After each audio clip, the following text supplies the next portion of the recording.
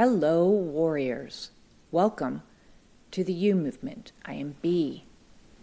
And there's been something a-buzzing up there, not just my tinnitus, which is never ending for the last 3 years, but a lot of thoughts of some of the stuff that's been surfacing in the last little while.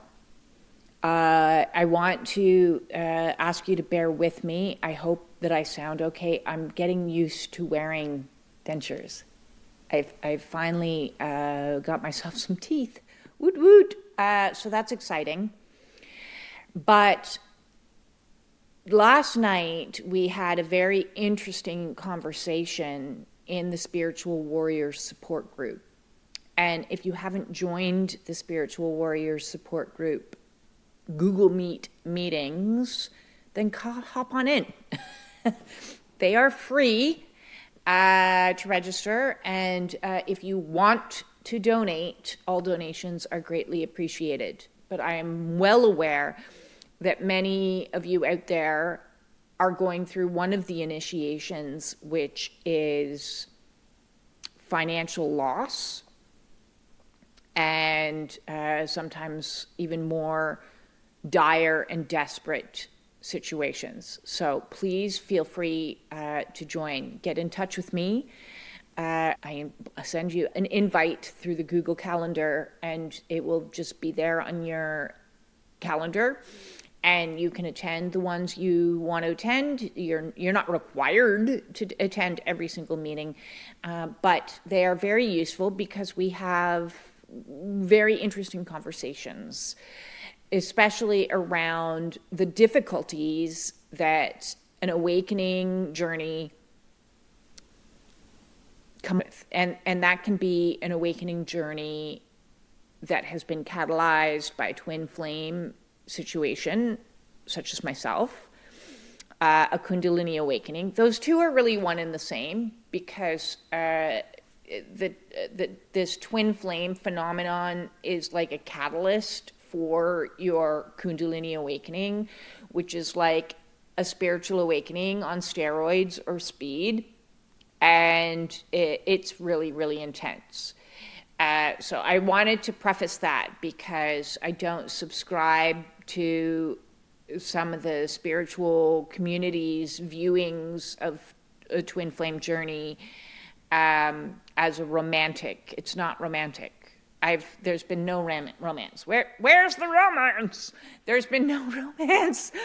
But there was a catalyzed awakening of my Kundalini. And this bears importance to the conversation that we're having today because Kundalini is God's essence or energy. You know, it is divine energy. If you don't like and resonate with the term God, then we can put it in the back pocket. Use whatever terminology works with you. That also ties in today's talk. But divine spark comes along. This catalyst is like lights the match or lights the lighter and sets a fire alit. And that fire that becomes alive in you is divine energy that burns through all of the bullshit. And in our conversation yesterday, I often see things in metaphor or symbols. And what I saw was molten iron. Okay, so to make a sword, you need to burn the crap out of iron ore in its raw state to make it soft and malleable so that it flows into the mold, which is the divine mold of what God wants you to be. God doesn't want you to be iron ore. God wants you to be useful and in service. And this process of smelting is a brutal process. You know, going from a hard substance, which is your egoic identity that you believe is real, and then molting down to liquid metal so that you can get in flow and accept where you're meant to be. So it reforms you in a way that is undescribable or ununderstandable to people who have not experienced it. And because of that, there can be a lot of judgment. So today's topics for me, I want to talk about life as we knew it in regards to what we thought we were in our raw iron ore state, how we came to believe what we were, and this process that brings us into forming what we truly are, and the division that is like living in two realities. Okay, so there's the reality, the pre-awakened reality that I question, is it even reality? And then there's the post-awakening reality that comes along. Now, this all ties in to what I've talked in hundreds of my videos, and if you haven't checked out the narcissist playlist, please do. Healing from narcissistic relationships and trauma bonds, please do, because that is reality one. So let's start with reality one, and we're just going to call it reality one. This is a reality that many of us have, or all of us have grown up believing is truth, even though that truth was built upon lies. So one of the truths that I believed my entire life in the original state that I was in was that I was trash, that I was a failure, that I was useless, that I was deeply flawed. Now, why would I believe those things to be truth? Well, because that is what I was told and labeled as throughout my life.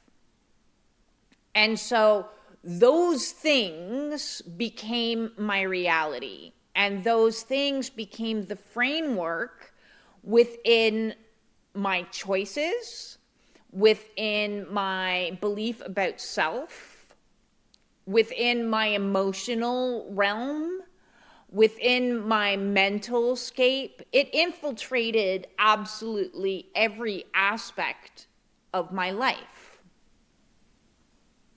Because of that, I've gone through the majority of my life hating myself. My very existence, I thought, was fundamentally flawed or wrong. That I didn't actually even have a right to exist as myself, which is in fact one of the fundamental rights when you look at yourself through the lens of spiritual rights. So your root chakra is the right to exist, the right to be. Okay, just the right to be. Now, I didn't think I had a right to be. Because I didn't think I had a right to be me, I morphed myself and hid through most of my life, because if people found out the truth of who I thought I was, who I was told I was, then I didn't have a right to exist, to be accepted, to be loved, to be cherished, nothing, right? I had to morph myself into something other than myself to be deemed as acceptable. And so one of the things that I found highly triggering for me was in the worst of my dark night of the soul 3 years ago, in and around, in a state of absolute desperation, I wrote an email to my cousins asking for help. And the reality of that was I wasn't even asking on my behalf. I was asking on my brother's behalf. But instead of being seen, heard, understood from people who were virtual strangers to me, because there was a physical division, being in separate provinces 4-hour flight away from each other, being triangulated against because I was raised by a narcissist. And when you're raised by a narcissist and experience triangulation, most people believe a reality, right? It's a concocted reality, but they believe the reality that is the one that the narcissist creates. And so in never have knowing me, in never have taken the time to send me a text message, a birthday message, go out for a meal, never in my life,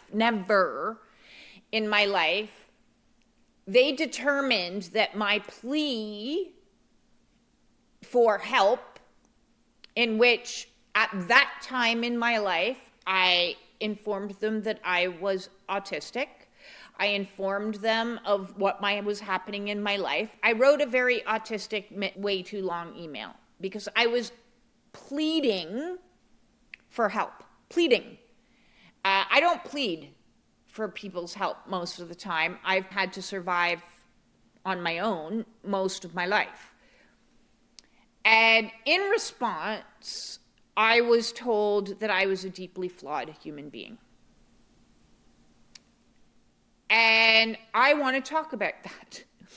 I want to address that now that I've had time to sit in that and understand that. And I have some questions in regards to this theory that I'm a deeply flawed human being, because I feel like my story, and I'm sharing this story because I feel like my story is relatable to everyone else that grew up thinking there was something wrong with them, that they had flaws of some kind that they needed to hide behind, whether that be because they later on discovered that they're neurodivergent, or because they were raised in a narcissistic household where they played the role of the scapegoat, or because society as a whole has created and concocted this reality that isn't based on any semblance of truth. So let's look at this. Let's do an honest and fair deep dive. Let's do some excavation into the shadow that is, I am a deeply flawed human being. Now, when did those flaws materialize? Was it at birth? Was I born flawed? Because, this is a philosophical question. Are people naturally good, or are people naturally brutish? They've been debating that for hundreds of years. So was I born flawed? Because I was an unwanted pregnancy, maybe because I marinated in a sea of teenage angst and pregnancy unplanned, that there were some flaws to my creation. Or was I deeply flawed because I was born autistic, undiagnosed, unrecognized, but autistic, and so therefore showed up and presented differently. When we look at things through the lens of autism or neurodivergence, suddenly many things we believe to be true become untrue because, you know, an autistic meltdown, I used to have severe meltdowns when I was a child because this is how this would go. I'd get raged at, and I would see and feel that this was intrinsically wrong, and I would have a temper tantrum. I would have a meltdown. I would lose control of my emotions. Now, we're talking about, you know, age 3 and up. And then I would get severely punished for such reactions. So in this day and age, with everything we now know about autism and neurodivergence and, you know, all that entails, you know, extreme senses of justice or, you know, an objection, like a fundamental objection, what is it, defiance, personal defiance, something, I can't remember the term, the label, where, you know, being told what to do disrupts one's own autonomy. And so now we recognize that as a trait of neurodivergence. Or highly sensitive, you know, sensitive to sounds, lights, stimulation, can easily become overstimulated.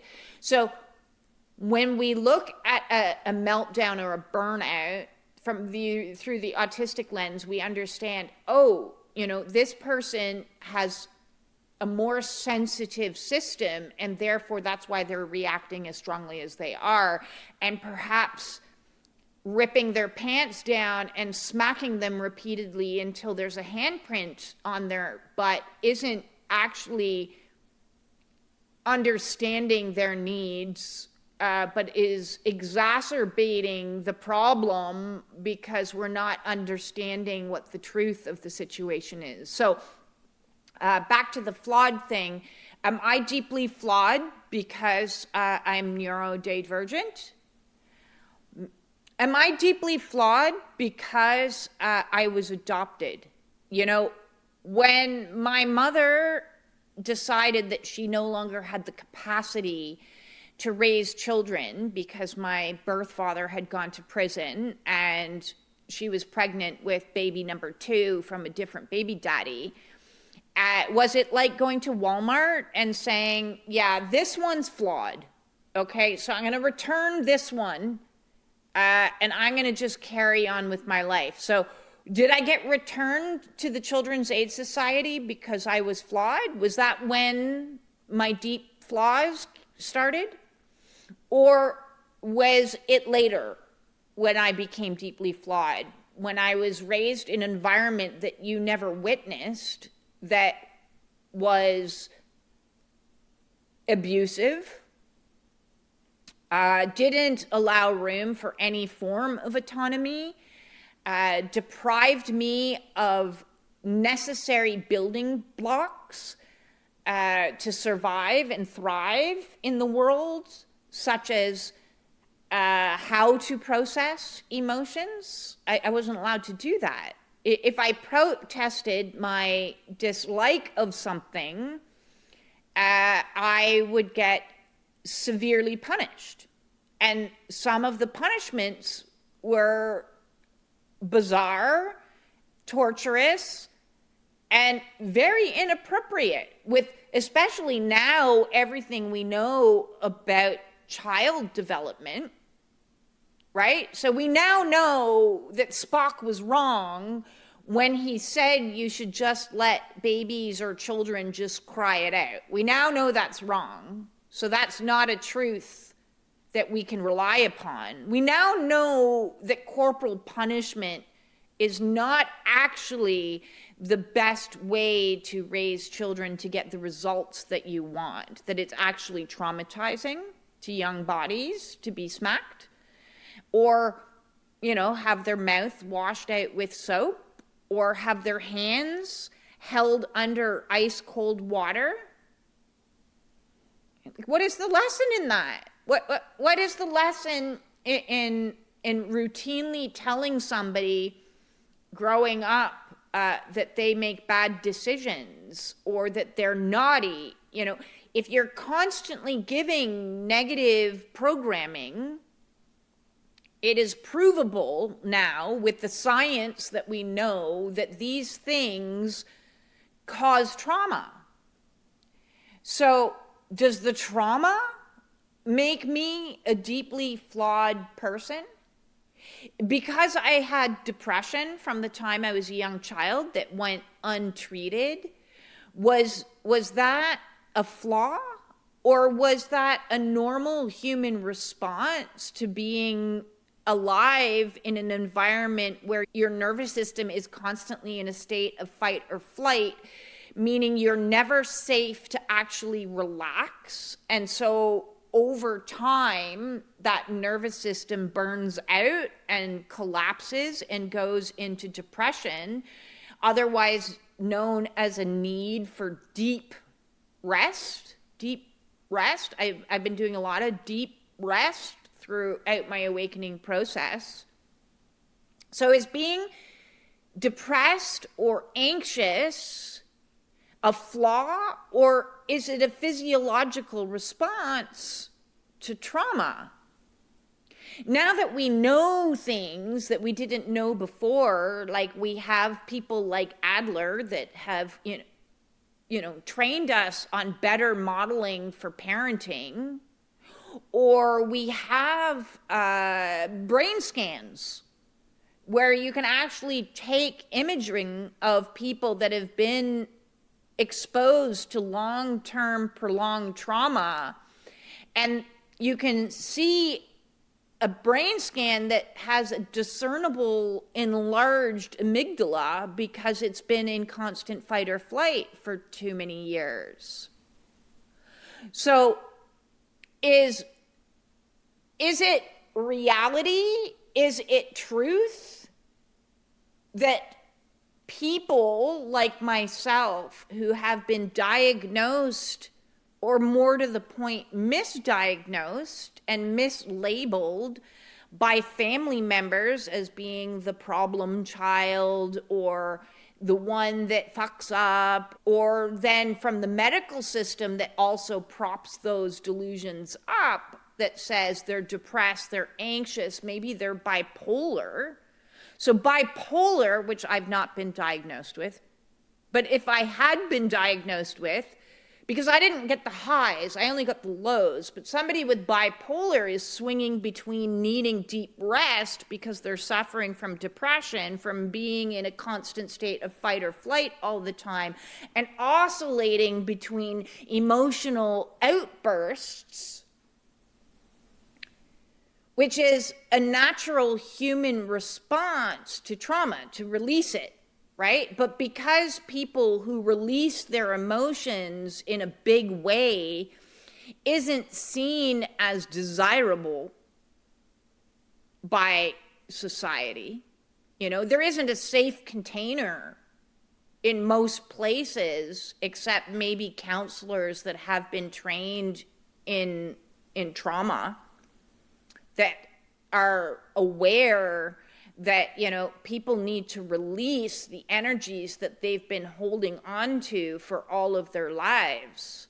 So is the flaw the response to the trauma?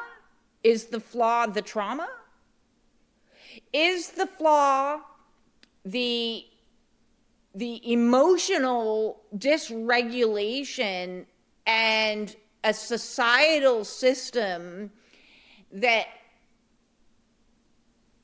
shrink wraps people into thinking, well, the problem must be me because I'm having these emotional outbursts? Now, for me in the last new moon, it was interesting because some of the fear that was coming up was fear of going hysterical, fear of hysteria. Now, not that I have anything to be hysterical for, but I was trying to determine, why am I afraid of being hysterical? And then I was like, oh, because when I was 3, I got hysterical. I got hysterical when I was getting raged at. And then I get hit severely. There'd be consequences. So there is programmings that, oh no, I'm having an emotion. An emotion isn't allowed.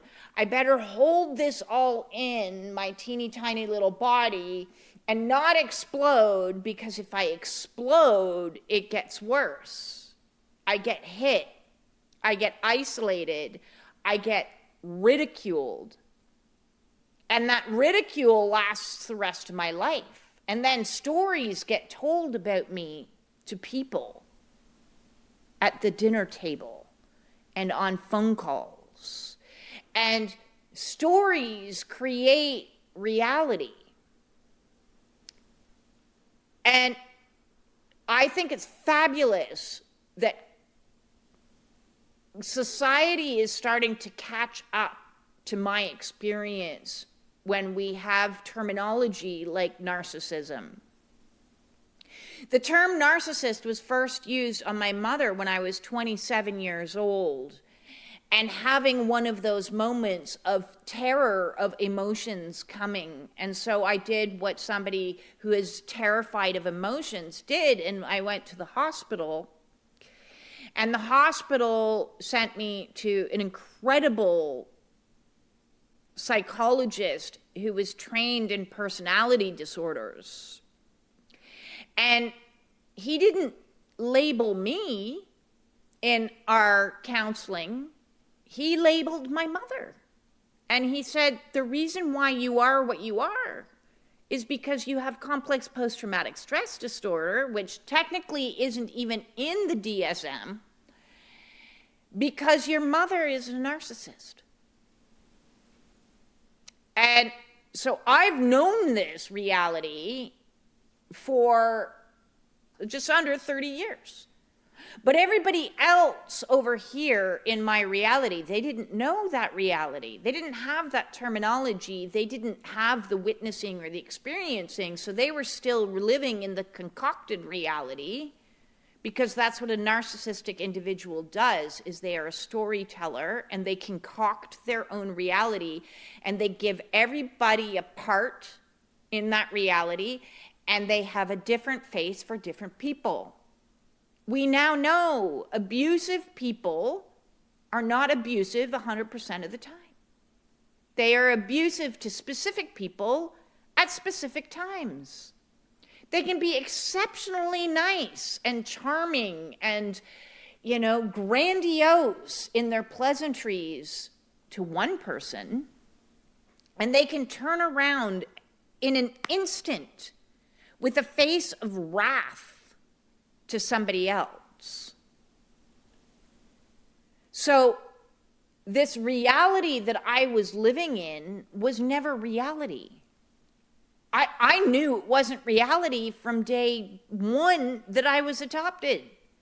That story didn't add up. The energetic vibe that I was in was not the same as what the reality was that everyone was pretending it to be. And so another term that has reached our vernacular is gaslighting. And I'm glad that people are talking about this kind of stuff. And there's many examples out there of gaslighting. And there's the overt gaslighting, which is like, I didn't mean that. You're too sensitive. There's words spoken that makes you call into question your own reality. But there's a more insidious form of gaslighting that a lot of people don't talk about because they don't have words for it. I used to always describe it as like smoke. There was nothing ever said or done that you could actually hold on to prove gaslighting. And what gaslighting is it's a term that comes from a movie in the 40s where a man was trying to gaslight his wife so that she would go insane, So she could be put into an insane asylum and he could be free, because heaven forbid he just get a divorce. Because if he had gotten a divorce, he would have looked like the bad guy, right? So the reality was that he was concocting was, I am a deeply caring, compassionate human being, and my poor wife is going insane. And what he'd do is he'd play with the gaslight, right? And so it was very dim, and she'd be like, is it dim in here? And he'd be like, no, what's wrong with you, right? So we all look at, from a societal point of view, as the words being spoken as the gaslighting, and not necessarily looking at the actual manipulation of the gas. So it's silent. There is a silent form of gaslighting, which means I am creating an alternate reality for you to live in. So it's depriving of somebody of the right to be themselves within that reality, but it's also depriving them of reality, of being able to see and discern reality for what it is. So one of the masks that narcissistic people do is they wear this mask of a charming person, the glint in their eye, the crack a good joke, amazing storytellers, otherwise known as liars, and they present a kind, caring, I just keep doing everything for this poor girl. She's so troubled. She's deeply flawed.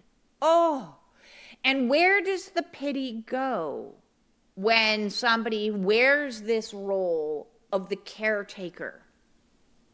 Right? It's a concocted role that I am taking care of somebody.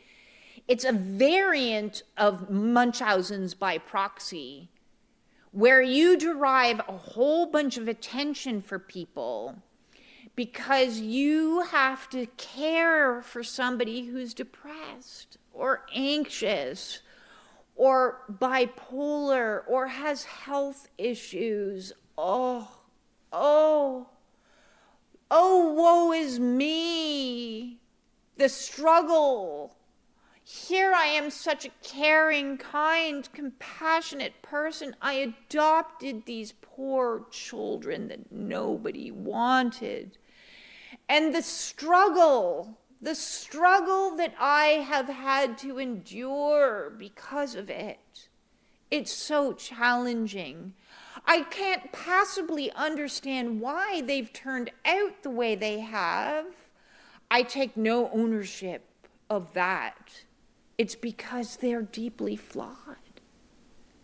They must have been flawed before I adopted them.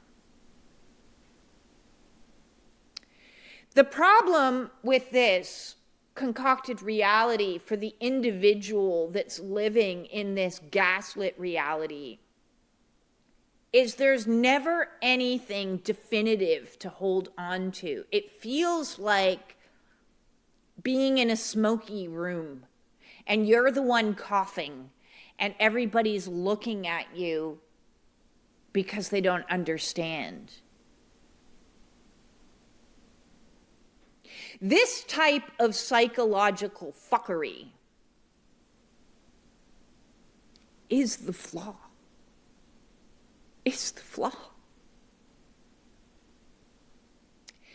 And through my awakening process, I started when I had my awakening began with the understanding that I needed to learn to love the fuck out of myself.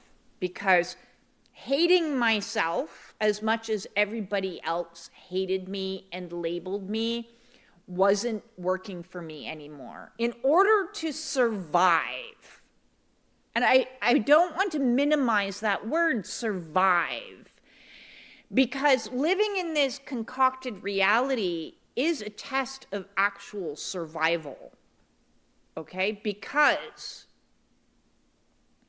The way that reality is twisted and twisted and twisted, it's sick.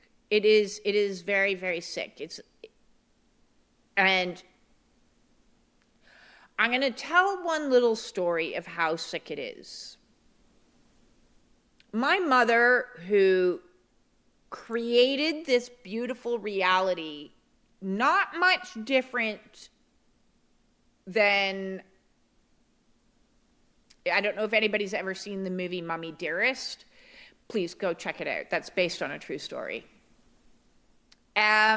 I see that a lot of people adopt children because it helps them prop up their concocted reality that they are such kind, caring, compassionate people. It's no different than an accessory, like a bag. You know, it's a good marketing tool. And my mother, being an incredible storyteller, wanted to direct how her story went. And that required having the troubled child so that people could feel sorry for her. One of her friends also adopted children. And I will remember his name till the day I die, because I've heard this story so many times. When something is repeated over and over and over, and it isn't always as overt. This is the thing with narcissism and gaslighting, is it's not overt and obvious. It is subtle and it is distorted. I know this dude's name more than I know my own cousin's name, because I have 5 cousins, 7 cousins. I don't even know if I've met or seen in my adult years. I don't think so. So I'm not even 100% sure of one group of cousins, because my father was triangulated against his sister. So all of those cousins became, I don't know their names. I don't know, my point being is I don't know my cousins' names, but I do know this dude's name because I heard this story that many times. And the story goes like this. We'll call him Davy. That's not his name. Davy adopted a little Indian girl just like you, because the story was that I was Métis, right? That's what was on my adoption files. Strangely enough, neither birth parent agrees with that, but that's what was concocted on my reality, is my parents were adopting a little Métis girl. And she was troubled. She was born troubled. She was born flawed. You know, those happened before the adoption. Before the adoption. And she struggled as a teenager and got into all kinds of mischief, just like me. Just like me. She started drinking and she started doing drugs and she started doing smoking and hanging out with boys. No doubt she was promiscuous. You know, I heard this poor girl, never met her, heard this story of this poor girl over and over and over again. And then she committed suicide. Now the story goes, not this poor girl. The story goes, my poor friend Davy. My poor friend Davy. Just think of what he endured and the struggle that he went through and how difficult it was for him. I tried once to interject, which I learned very early on. You need to shut the fuck up. And I said, well, has anybody ever thought about what she was going through? Well, doesn't matter what she put my poor friend through. Now, why would somebody tell me that story over and over and over and over and over again? Because she wanted that story to be her story. Only I survived. Do you see? The seeds were planted in this soil that says you're flawed, you're a fuck up, you can't do anything right, you might as well not exist. So my very existence was an act of defiance and rebellion. And nobody will convince me of any other reality because I was the one there experiencing it. And so when the time came that I finally had enough courage to say, I want a divorce, I want to escape out of this abusive marriage, my mother didn't want that to happen. And this was her last grasp of pushing me over the edge so that she could have the story that she always wanted. So instead of saying what a sane human being would say, well, if you're not happy in your marriage, then let's find a way to get you out of the marriage. Instead, I was told I was making the worst mistake I would ever make in my entire life, that I was unlovable, no one would ever love me, I was incapable of doing anything, and then I hung up the phone and finally called it quits after 45 years of tolerating living in an environment that continually gaslit my reality and made me out to be the problem, the one that was deeply flawed,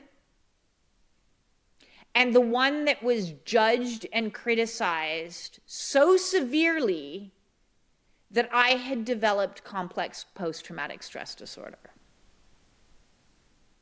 And so through my awakening, I have been forced to go into the shadow and face all those nasty aspects of self, all of my flaws, including the flaw we're going to call deeply flawed. Am I a deeply flawed human being? Yes. And now I would like to point out what it is like to be told you're a deeply flawed human being and the flaw in that. First of all, to surmise that somebody is a deeply flawed human being and has shadow is to make the assertion that there is such a thing as a not deeply flawed human being with no shadow. That there exists humans that are perfect. And so the deeply flawed human being strives their whole bloody life and masks and hides all of their flaws with a pretense of perfection. And this is something that every single human being is doing. There are no perfect humans. The human condition is flawed. We are all born perfectly wonderful, and then we have human experiences that create an environment of all kinds of shadow that we all repress and pretend that we're perfect. So, me being a deeply flawed human being is actually the most normal thing I could be. And the fact that somebody chooses to sit in a position of judgment over me in my flaws is actually also an example of a deeply flawed human being. I have had a finger pointed at me my entire life. And one funny thing that happened to me, when I first started my channel, I called it the unfucking movement, because I'm like, shit be all kinds of fucked up. Oh, sorry, am I swearing? Is that a sign of a deeply flawed human being? Because I was insulted for the name of my channel and for the way that I speak, and told it was ungodly. Yet, when I went to the Bible, I did not see any single mention of swear words. But I did research that there are between 30 and 100, depending on the scholar, references about judgment. So there's no reference to saying the word fuck, but there's 40 to 100 references about why it's not good to judge.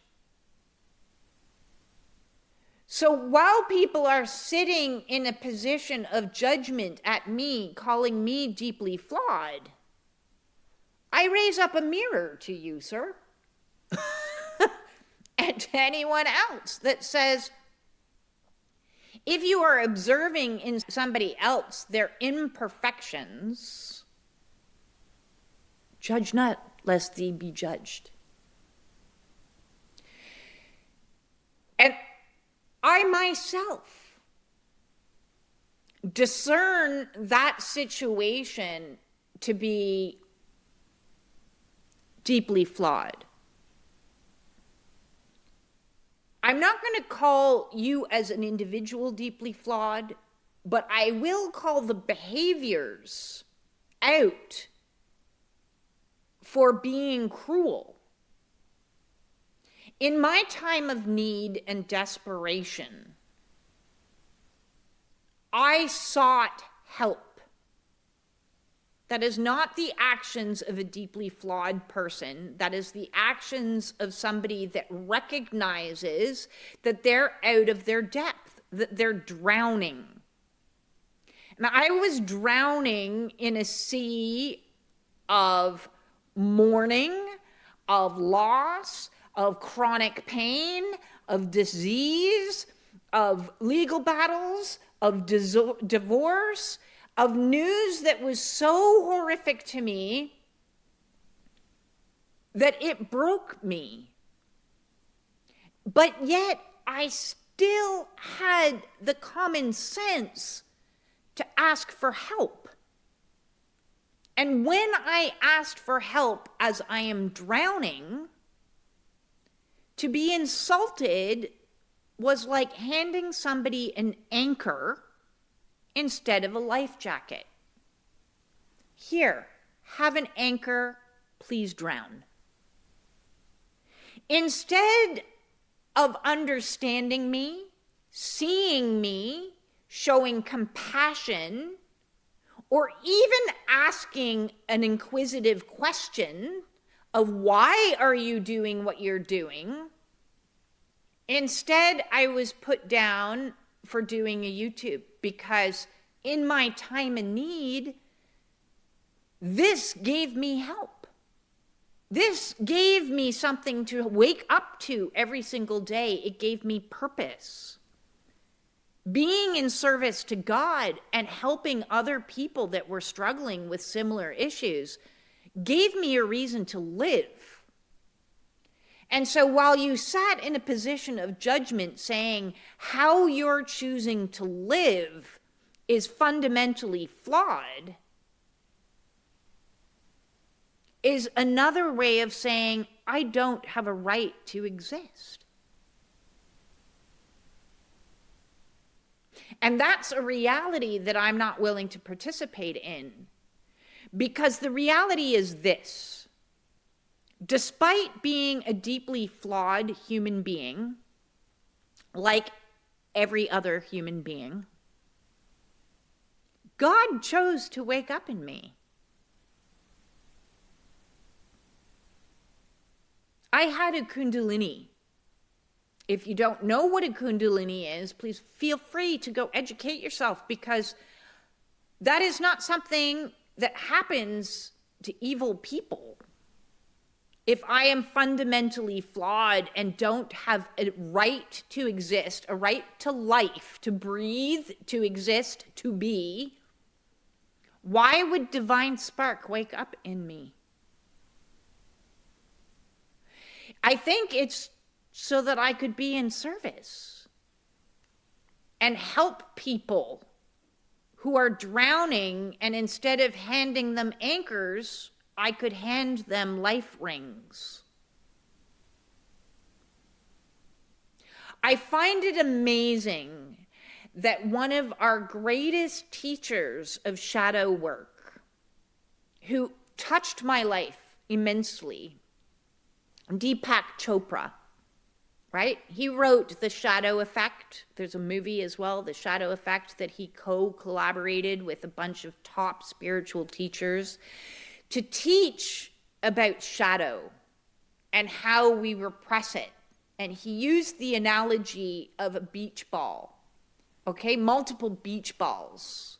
And you go to the ocean and you try to shove down all your beach balls underneath the oceans, all your feelings of imperfection, that inner bitch, right? I'm gonna hold, how about my inner crazy person, right? I gotta hold that down, because I don't ever want to appear hysterical, because that will land me in consequence. My inner anger, my rage, my hatred, my fear, all these shadow aspects of self. I'm going to repress them down, and then what happens is pop. They pop out at inopportune times. And so here the very teacher of shadow work has just had his own shadow exposed in the Epstein files. I find it very ironic. I find it very ironic that the people who are propping up a gaslit reality are accusing other people of being flawed, disordered. And I don't just mean within my family structure. I mean within societal structure that says anybody that has any emotion that isn't happiness, peace, bliss, neutrality is got a disorder and therefore flawed. Anybody that doesn't think the same or do math the same or is dyslexic or has, divergence from the norm, is not typical, is disordered. What is the order? What are the orders that I'm dissing from? Dysregulated. I'm not regulated. What are the regulations? I love words, studied linguistics in university, love the word usages. Those of us that are disordered, structured, dysregulated, we are rebelling, and that's what they don't like. We are rebelling by our very existence in being ourselves. And so me showing up on YouTube gives a green light to everybody else that's been labeled as a freak, a weirdo, disordered, neurodivergent, depressed, anxious, whatever the labels are, the scapegoat, the problem, the fuck up, the deeply flawed. I'm giving permission to everybody else to be themselves. That's my job. That's my service to God. And call out the normal. The normal is not normal. It is unhealthy. This gaslit reality that we are living in. It is not in alignment with Mother Earth. It is not in alignment with God or any spiritual teacher. I'm not talking about religion because it's distorted so far from the original teachings. The medical system, the food system, everything that's been normalized is not healthy. Why else would over 70% of the population require pharmaceuticals to simply exist, to survive? There's no other species on the planet that requires that. So clearly something is off. And I don't think it's me. I don't think it's me, and I don't think it's anybody else who's awakening on this process. Gabor Mate, who I adore, as you all know, wrote the book, The Myth of Normal. Okay? Trauma, illness, and healing in a toxic culture. I highly recommend anybody that's been walking around with the labeling that toxic family has given to them or toxic medical systems have given to them, and go get this book so that you can have some validation, reassurance that what it is to be human is to be flawed. There is no such thing as a perfect person. Perfectionism is one of the root causes of ill health because it says that your body can't exist the way that it is naturally meant to exist. Your emotions aren't allowed unless they are ordered and structured within certain frameworks. Your mind is not allowed to perceive truth because in so doing, you call out the toxicity. So I am very grateful for the lessons of a toxic family. I am also very grateful that I had the strength and the capacity to walk away from that. That particular individual is blocked. I leave myself open for other cousins to potentially reach out, though I know that may never happen.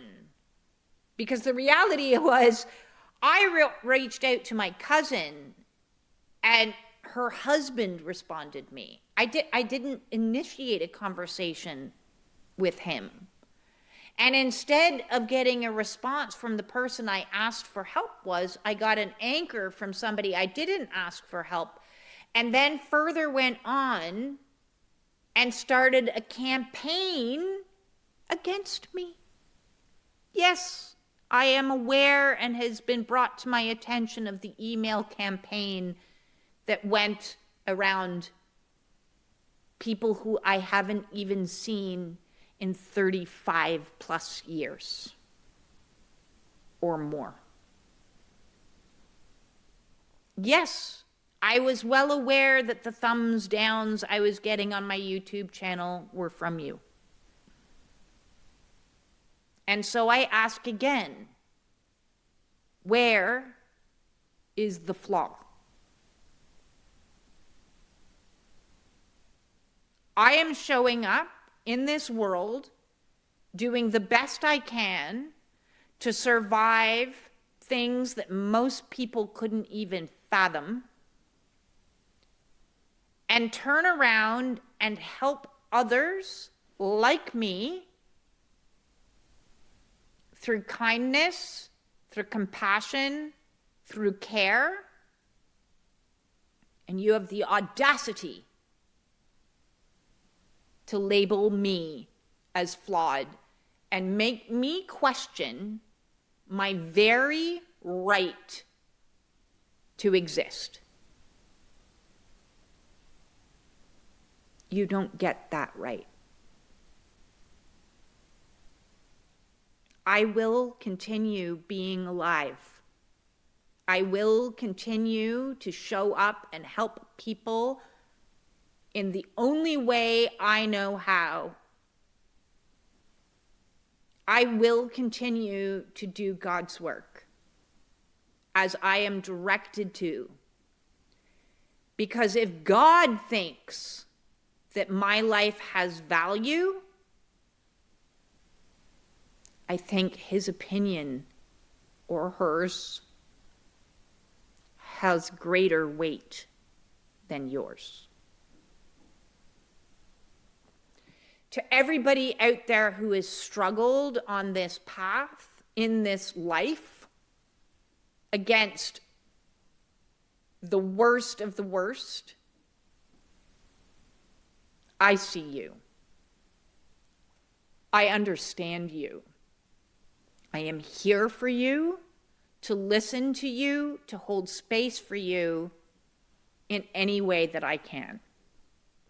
If that's in the Spiritual Warriors support group Google Meet meetings, I welcome you. If it's over there in the community that I built called the Spiritual Warriors support group on Facebook, we are over 1,500 now, I welcome you there.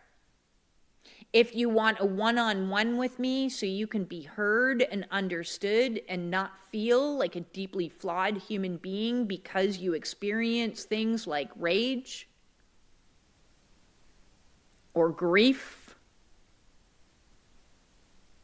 or depression or anxiety or fluctuations thereof, there is nothing that you can emote that's going to make me think that you are a deeply flawed person.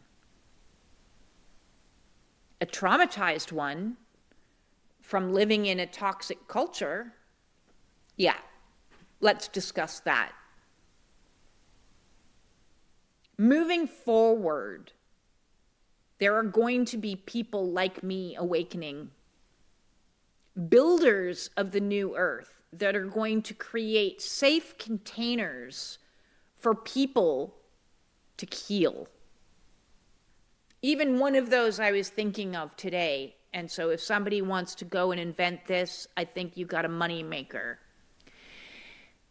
They have invented rage rooms, which are fabulous. I've gone to them. I highly recommend them if you're processing through rage, where you go and you smash with baseball bats and golf clubs, all kinds of like old plates and electronics. Fabulous.